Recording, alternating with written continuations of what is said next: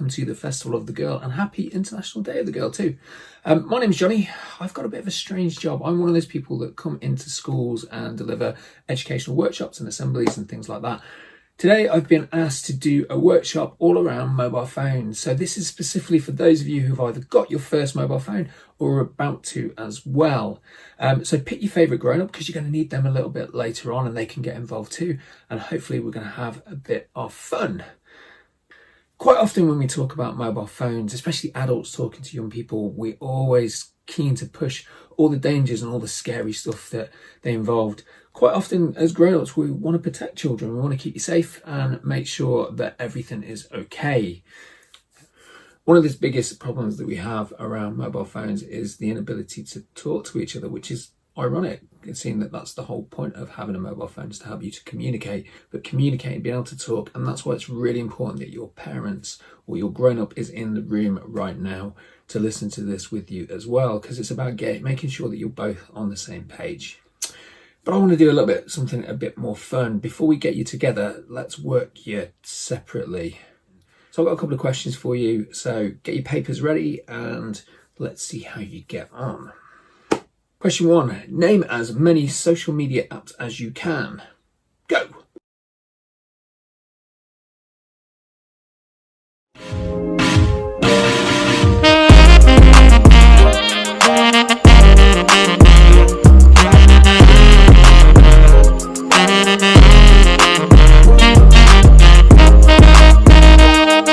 Sorry, did you get distracted? One of the things that we need to bear in mind if we're going to be using social media apps is most of them are designed to keep us hooked, to keep us scrolling. They have never-ending scroll feeds, and that's the point, is the more time you spend on it, the more money they make. That's what apps are designed to do. Okay, so distraction is one of the worries that we might have with mobile phones, that especially adults worry about how much screen time people are using, especially late at night. Make sure you put your phone down away from your bed so it won't distract you late when you're going to bed. That's a good tip. Next one. If we're talking about bad habits, what bad habits do both adults and young people display with their mobile phones? You guys, can you write about adults, and grown-ups, can you write about children? And we'll see who gets the longest list. Go!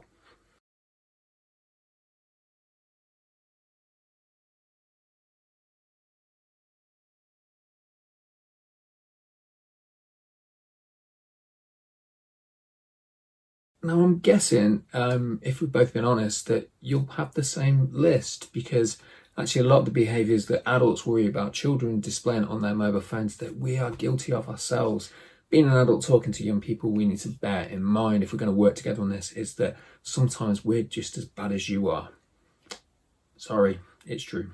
We're not just going to talk all the negative things. I've asked some of the young people in my life, some of the young women in my life, my nieces and my daughter, to tell me what they think. So Angel, what are the best things about having a mobile phone? The best thing about having a phone at your age is playing games with friends and family. Yes, I won!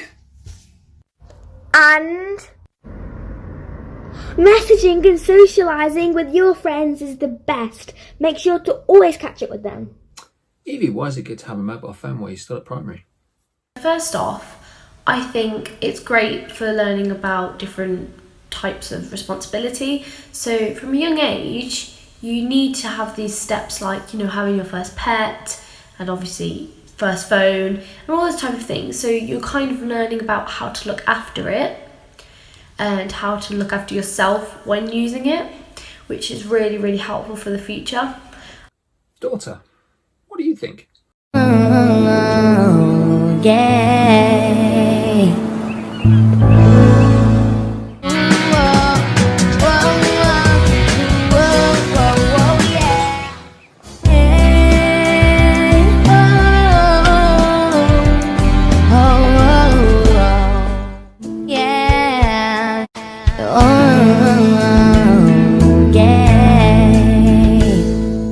Okay, next question for you. How old do you have to be to use most social media apps? What's the age restrictions on them? What do you think? The age restrictions on most social media apps, things like Facebook and Twitter and Instagram and Snapchat and TikTok, is 13. But why? Why do they have age restrictions?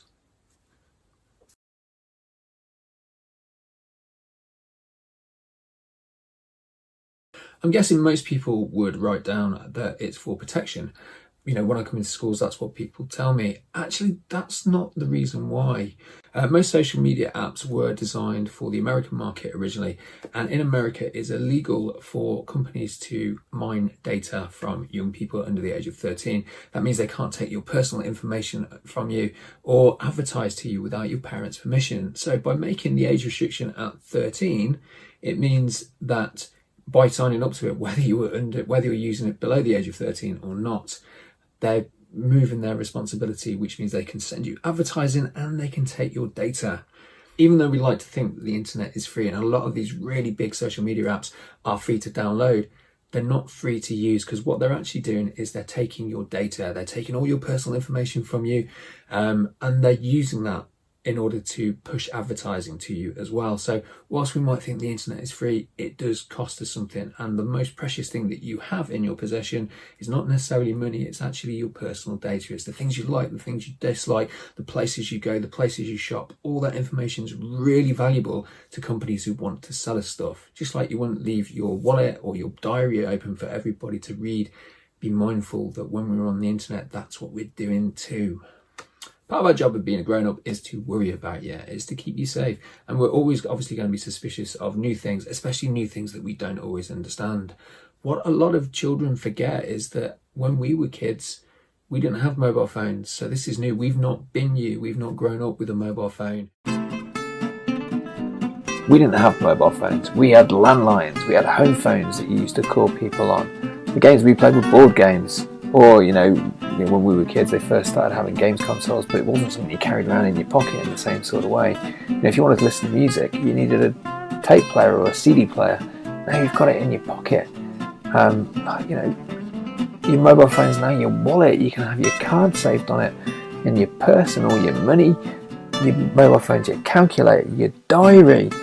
It gives you access to all the information of the encyclopedias, the dictionary, every history book that's ever been written, every book. It's absolutely limitless. And all this stuff in your pocket. It's magic. Actually, forget all this negative stuff. Mobile phones are amazing.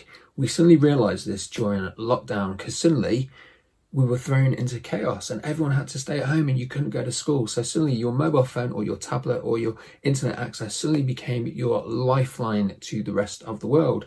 Suddenly your mobile phone was access to schooling. That's how teachers communicated, through things like Zoom and Teams, which you can access. It's where you can access your work, whether you're using a tablet or mobile phone, doesn't make any difference. But suddenly the internet and screen time became important. We suddenly realised that screen time isn't always equal. What you watch online can have a huge effect about whether it's positive or negative. Suddenly mobile phones became a link to being social, to being with our friends. Quite often as adults, we tell children off for spending so much time playing on their phones and staring at their screens rather than being out with their friends. But suddenly we weren't allowed to do that anymore. So the only way we could communicate with our friends was things like, FaceTime and looking through our phones and being on WhatsApp and all those kind of things. It was amazing. And I know for my daughter and my nieces, it became a massive, huge positive thing to keep them sane during this really strange time. Is a way of connecting with people that you care about. One thing that I always say about mobile phones is when you are surrounded by lots of people and you want some quiet, private time, you can put your earphones in and kind of forget the world around you and get lost in a film or in a book or, a podcast or whatever it might be, or just your favourite songs. But equally, when you're stuck at home like we were in lockdown all by yourself, you can suddenly connect with people around you. You can make friends, you can talk to them, you can reach out using text messaging, or you can even FaceTime them so they can see each other. It was our connection to the outside world during lockdown. And so we suddenly realised that actually mobile technology has a massive effect on us and can be a really good positive outlet for good. One of the other things that I was really happy to see during lockdown was all the really amazing creative stuff that mainly young people were doing with their mobile phones, whether it was using TikTok or whether it was, just making some fun films. people you choose to follow on social media don't have to be all celebrities and all, big organizations. We can follow some really inspirational people out there. And 3 of my favorite at the moment are all young women as well. So if you're interested in climate change and doing something amazing for the world, you could follow someone like Greta Thunberg, who has used social media as a way to galvanize young people today to help fight climate change and save the world, which is an amazing thing to do. Or, you can't help but be inspired and smile when you see Nandi Bushell start playing the drums, she's currently in a drum battle with one of the biggest drummers in the world, one of the rock gods, a man called Dave Grohl, who, if you're like me, who grew up with Nirvana, you would love him. Or equally, you could follow someone just as inspiring as Sky Brown, who is set to be one of the youngest Olympians in British history when the Olympics finally come next year, as they've been delayed, who's a skateboarder. You can watch the amazing tricks and fantastic things that she does. Again, really inspirational young women who are using social media and their mobile phones for positive, to spread inspiration and joy and empowerment to young girls. It's amazing stuff. You get to pick your friends. That's the really important thing. You get to pick what you watch, what you access, and how positive that may be. And that's great. Make sure that the screen time that you are using makes you feel good about yourself. Watch videos that are inspiring, that make you want to go out and try new things. Watch people who talk positively about other people. The internet can be a massive change for good and should make you feel better. If you're watching things that make you feel worried or upset or just make you feel down or uncomfortable with who you are, change them. You get to pick your friends online. You get to choose the people you follow, the people that you listen to. Surround yourself by positive people. And that goes for the real world too. Mobile phones are a fantastic way to communicate when we don't know how and we don't have all the words. So just send a little heart, bing, on your screen and change somebody's day. One thing I always say to young people, the greatest gift you have is kindness. It doesn't cost anything to be kind, even to people we don't always like. Always speak with kindness, and that goes with being online and in the real world as well. Just sending that little text message that says with a smiley face or with a heart or a unicorn or whatever you want to send could brighten somebody's day. It might be the only positive thing they hear. It's not always easy to talk to somebody and say, actually, I'm worried about this. And that goes for children talking to their grown-ups as well as asking for help or whatever it might be. Sometimes it's easier to send a text. I know with my daughter, sometimes she would rather send me a text to say sorry or to ask for help than talk, because it's easier to do that. And we've got this fantastic new way of communicating and talking about some of the stuff that is scary. One of the nice things is, as being a parent, when your child sends you a text message, you've got time to read it. You've got time to think about how you're going to respond before you reply back. And that's the same for our friendships too. Sometimes when we're trying to manage our friendships or problems, it's easier to think and slowly text and send a message. And then when we get a reply, to again, think things through, write things down, and then send it. Even though mobile phones makes the world so much faster and connected, it doesn't mean we have to work really quick. Sometimes taking a breath and slowly texting and thinking about what you're going to say first can really, really help. But if we're going to talk about how wonderful all these things are, we also need to be mindful of the things that can keep us safe. So, talk to your grown-up and tell me, what keeps you safe online?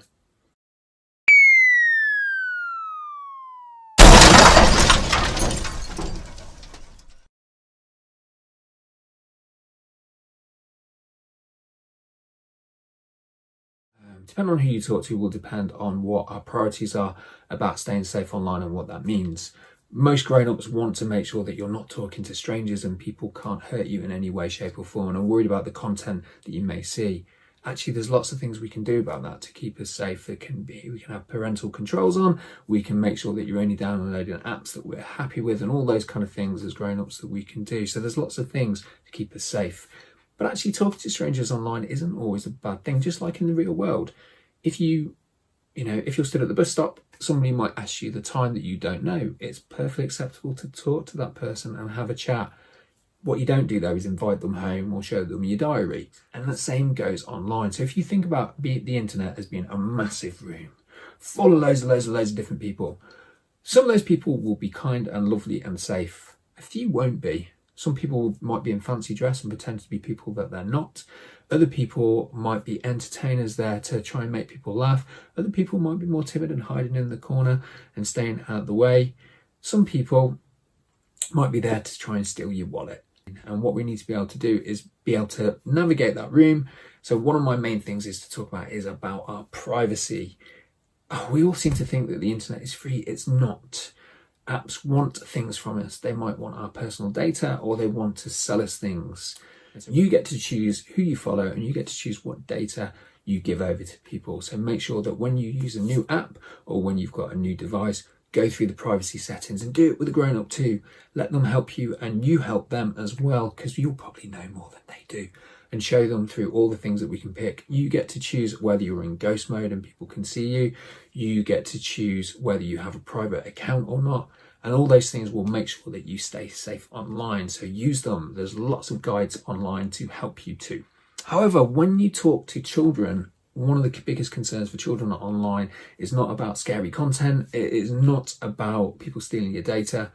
What it is about, though, is about being bullied and then people being mean online. And it happens a lot whether you're playing games with other people. People might say things that are mean. They might take the mickey or stop you playing. People might exclude you from groups.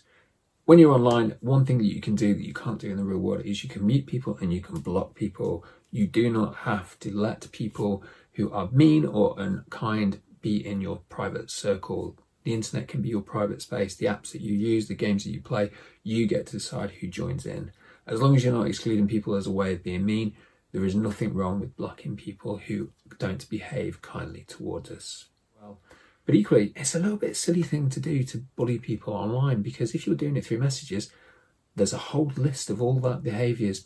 You've got evidence to show somebody, so make sure that you are. But again, this will only work if we have a deal with our grown-ups that if we show them somebody being mean to us online, they don't take that app away from us and saying it's not suitable for us, but instead they help us to manage it.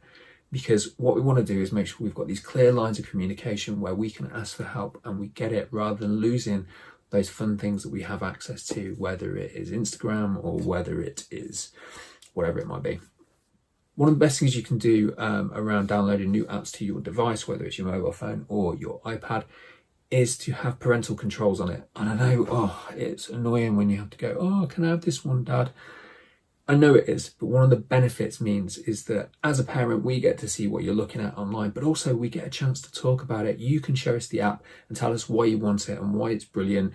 And we can talk about what worries we have. And suddenly we've got a place to sit down and communicate about this new app and talk about the good stuff and the bad stuff. We can also come up with agreements of how we can manage things when things might go wrong. Another top tip is your mobile phone is brilliant, and you've got all these apps that can share photographs and share videos of your days and all the fun stuff that you're doing. Please be mindful of whoever might be in it and make sure that you ask permission first. Just like you might not want a picture of you pulling a silly face or, falling over on the floor, being on the internet and everybody laughing. Make sure that you don't do that too. Quite often we share things without thinking. We share things because they're funny, and we don't always think about how the other person may be feeling. So my biggest piece of advice to you, in case you hadn't noticed, is to communicate. One thing that you can do is sit down with your parent or your guardian or any of your safe adults and show them these amazing apps. Yes, you will have to put up your parents doing TikTok videos, which can be quite fun actually. But equally, you get to talk through about why those apps are brilliant and why you want them on your phone. And equally, they, as grown-ups, can talk to you about how to stay safe, and you can have that shared language. One of the biggest worries for grown-ups of their children being online is just not knowing what's going on. So help them, teach them. You be the teacher for the change. Show your parents, show your grown-ups how to use a mobile phone, how to use the latest app and what you're using. The more you've got that line of communication, the better, because also it means that you can show how responsible you are and how brilliant you are on your phone, and they can learn new things. The internet was originally designed by adults for adults without much thought to young people, and so we don't always think about a young person's perspective about how apps work or the good things and the bad things. So doing my job, one of the main things that I talk about are healthy relationships. What I'm going to do is set you a challenge. I've found that if you ask young people for their ideas, they come up with much better ideas than grown-ups do. So what I would like you to do is design your own app to promote healthy relationships. So what functions will it have? What safeguards will it have?